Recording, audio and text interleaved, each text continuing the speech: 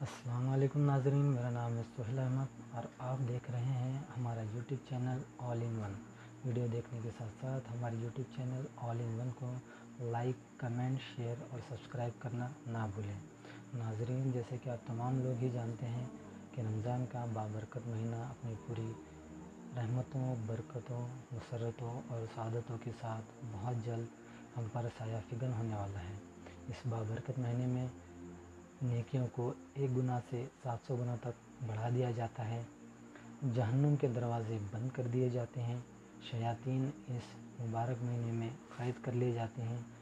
ناظرین، رمضان کا مہینہ ہماری روح کو پاکیزگی عطا کرنے، تقوی کی صفت پیدا کرنے، اللہ سے اپنے تعلق کو مضبوط کرنے اور بندوں کے حقوق ادا کرنے، ہماری شخصیت میں انقلابی اوصاف پیدا کرنے کے لیے آتا ہے۔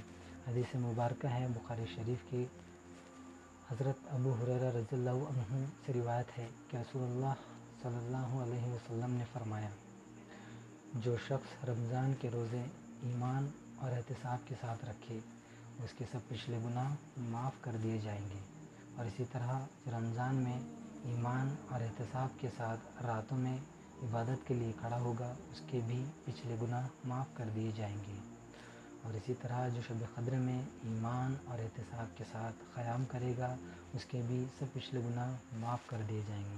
تو دوستو، اس بابرکت مہینے کی فضیلت اور برکتوں کو حاصل کرنے کے لیے خوب عبادتیں، تلاوت، دعا، اذکار، استغفار پڑھیں۔ کوشش کرے کہ اپنے رب کو راضی کر لے، اس کو منا لے، اپنے دونوں جہاں میں کامیابی حاصل کر لیں۔ اس بابرکت مہینے میں لیلۃ القدر جو 1000 راتوں سے افضل رات ہے، جس میں قرآن مجید ہمارے پیارے آقا رسول اللہ صلی اللہ علیہ وسلم پر نازل ہوا تھا، اس قرآن مجید کی تلاوت کا اور اس رات کی عبادت کا خوب اہتمام کریں۔ اس میں تلاوت، عبادت، دعا، اذکار اور استغفار کرتے رہیں۔ قرآن کی تلاوت زیادہ سے زیادہ کریں۔ اور دوستو، اس خوشی کے اور مسرت کے پرمسرت مہینے میں یہ نہ بھولے، اس وقت یہ نہ بھولے کہ کرونا وائرس یعنی کہ کووڈ-19 جو تمام دنیا اور ہمارے دیش میں بھی یہ وبا پھیلی ہوئی ہے، جس کا کوئی خاص علاج ابھی تک دستیاب نہیں ہو پایا ہے، تو اس سے بچنے کے لیے گھر میں رہیں اور سیف رہیں۔